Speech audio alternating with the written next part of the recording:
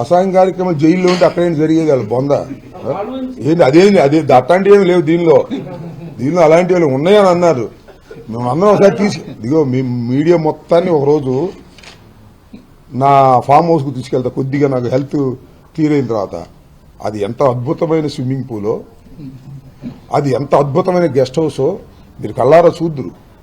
ఏమి దాపరికం ఉండదు. అంబటి రాంబాబు దగ్గర దాపరికమే ఉండదు, చంద్రబాబు నాయుడు దగ్గర దాపరికం ఉంటుంది. కృష్ణా నదీ గర్భంలో నేను అడుగుతా ఉన్నా, ఈ రాష్ట్ర ముఖ్యమంత్రిని అడుగుతా ఉన్నా, ఈ రాష్ట్ర ముఖ్యమంత్రి కుమారుని అడుగుతా ఉన్నా, ఎక్కడున్నారా మీ నివాసం? కృష్ణానదీ గర్భం కదా, ఆ ప్రవాహానికి అడ్డంగా ఇల్లు కడితే దానిలో ఉన్నారు. అక్కడ స్విమ్మింగ్ పూల్ ఉంది. ఆ మధ్యన వరద వచ్చినప్పుడు అది మునిగిపోయింది. అలాంటి కట్టడాల్లో ఉండి నేనేదో వ్యవసాయం చేసుకున్నా హుషారుగా అని నేను కొనుక్కుని దానిలో చిన్న రేకుల షెడ్యూని రిపేర్ చేసుకుంటే అదంతా స్విమ్మింగ్ గెస్ట్ హౌస్ లాగా ఉందంటే స్విమ్మింగ్ పూల్ లాగా ఉందని నోటీస్ ఇస్తారా? ఏం చేస్తారా? నాకు అర్థం కాలేదు. చంద్రబాబు నాయుడు గారు, లోకేష్ గారు ఏం చేస్తారు మీరు? విజిలెన్స్ అండ్ ఎన్ఫోర్స్మెంట్ డిపార్ట్మెంట్ మీ చేతిలో ఉందని వాళ్ళు మీ మాట వింటారు కానీ నోటీసులు ఇస్తారు. రేపు మా చేతిలోకి రాదా విజిలెన్స్ అండ్ ఎన్ఫోర్స్మెంట్ డిపార్ట్మెంట్? ఏంటిది పిచ్చి చేష్టలు? పిచ్చెక్కినట్టు ఉంది చంద్రబాబుకి. ఇది లడ్డు దగ్గర నుంచి చంద్రబాబు పిచ్చెక్కింది. నారా చంద్రబాబు నాయుడు గారు వెంకటేశ్వర స్వామి ప్రసాదంలో పంది కొవ్వు, చేప నూనె, గొడ్డు మాంసం కలిసిందని ఏ రోజు అన్నాడో ఆ రోజునే చంద్రబాబుకి శాపం తగిలింది. గుర్తుపెట్టుకోండి. భగవంతుడు క్షమించనే క్షమించడు. దుర్మార్గమైన మాటలు మాట్లాడాడు చంద్రబాబు నాయుడు గారు. ఏ నిరూపణ లేకోకుండా అన్యాయంగా జగన్మోహన్ రెడ్డి గారి మీద కోపంతో వెంకటేశ్వర స్వామి ప్రసాదాన్ని తప్పుబట్టాడు. అది నిరూపణ కానటువంటి దాన్ని నిరూపణైనట్టుగా దబాయిస్తున్నాడు. అల్లకల్లోలం చేసేస్తున్నాడు రాష్ట్రాన్ని. లడ్డూలో పందికోవు, లడ్డూలో పందికోవు, లడ్డూలో చేపనుని, ఇదే ఈ మాటలతోనే రాష్ట్రాన్ని అల్లకల్లోలం చేయాలనుకుంటున్నాడు. చివరికి నువ్వే అల్లకల్లోలం అవుతావు, గుర్తుపెట్టుకోమని మనం చేస్తున్నా. వికటిస్తుంది, నువ్వు చేసినటువంటి పాపాలన్నిటి కూడా వికటిస్తుంది.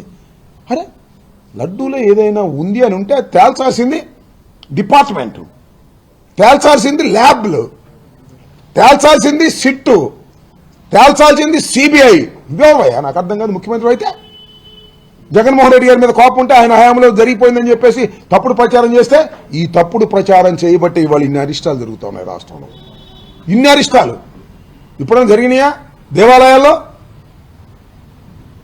ఎప్పుడైనా ఇన్ని మరణాలు జరిగినాయా? ఇలాంటి మరణాలు జరుగుతున్నాయంటే కేవలం చంద్రబాబు నాయుడు గారు శ్రీ శ్రీ శ్రీ వెంకటేశ్వర స్వామి ప్రసాదాన్ని రాజకీయంగా వాడుకోవాలని చేసిన ప్రయత్నం వల్లనే ఇలాంటి అరిష్టాలు వస్తున్నాయి. ఇప్పటికైనా గ్రహించమని మనం చేస్తున్నాం. సమాజాన్ని రెండుగా చీల్చేయాలనుకుంటున్నాడు. చీల్చేసి ఏదో దానిలో లబ్ధి పొందాలని అనుకుంటున్నాడు. ఇది సరైనటువంటి విధానం కాదని కూడా చెప్పదలుచుకున్నాను. ఇలా మా గెస్ట్ హౌస్లు అంటాడు, మా పొలాలు అంటాడు, ఏం చేస్తాడో నాకు అర్థం కాల. రేపు మా ఇంటికి కొన్ని నోటీసులు ఇస్తారు, దీనికి కొన్ని నోటీసులు ఇస్తారు.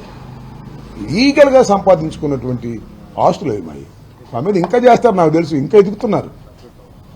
అయితే లిక్కర్ ఎదుగుతారంట, ఆ ట్రాన్స్పోర్ట్లు ఎదుగుతారంట, నన్ను 18 పెట్టడం కుదరదంట, ఇంకా పెట్టాలంట. పెట్టుకోండి, ఎవడు కదా పెట్టుకోండి. నేను మొన్నే చెప్పా కదా, సెంట్రల్ జైల్లోంచి వచ్చేటప్పుడే చెప్పా మళ్ళా వస్తానని.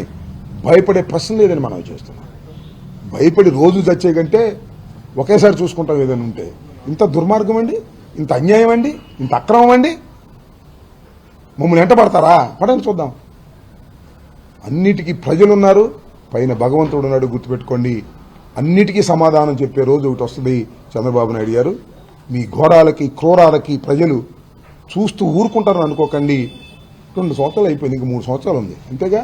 ఇంకా దగ్గరికి వస్తుంది. దగ్గరికి వచ్చినా తెలిసింది మీకు దీన్ని మజా ఏంటో, ప్రజల్లో ఎంత వ్యతిరేకత ఉందో అప్పుడు తెలుస్తుంది.